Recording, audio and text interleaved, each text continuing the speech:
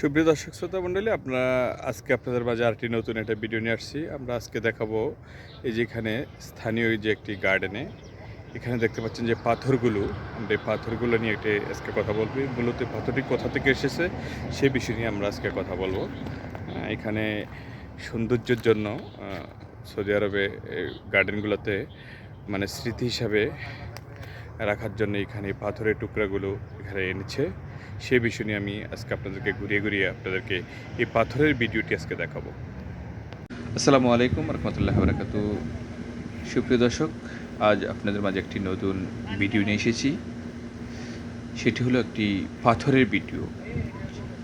দেখতে পাচ্ছেন এখানে বড় বড় একটি পাথরের টুকরো অনেকগুলো। এটি মূলত সৌদি আরবের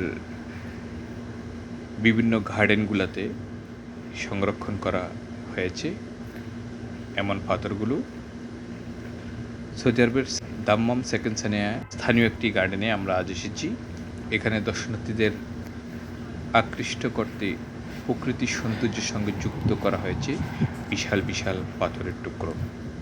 প্রথম দেখায় মনে হতে পারে এগুলো যেন প্রাকৃতিকভাবেই এখানে রয়েছে, কিন্তু বাস্তবে এই পাথরগুলো পাহাড় থেকে বিশেষভাবে কেটে এনে এই গার্ডেনে সাজিয়ে রাখা হয়েছে। দর্শক, প্রতিটি পাথরের আলাদা আলাদা আকার এবং গঠন ও দর্শনার্থীদের দৃষ্টি আকর্ষণ করে। কেউ এই পাথরের পাশে দাঁড়িয়ে ছবি তুলছেন, আবার কেউ প্রকৃতির এই ব্যতিক্রম সৌন্দর্য উপভোগ করেছেন।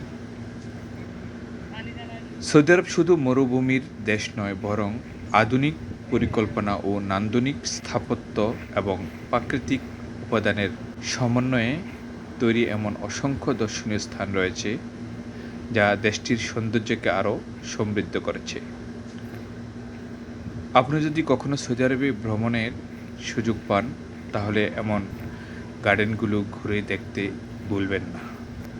প্রকৃতির বিশাল পাথর আর মনোরম পরিবেশ আপনাকে দেবে এক ভিন্ন রকম অভিজ্ঞতা।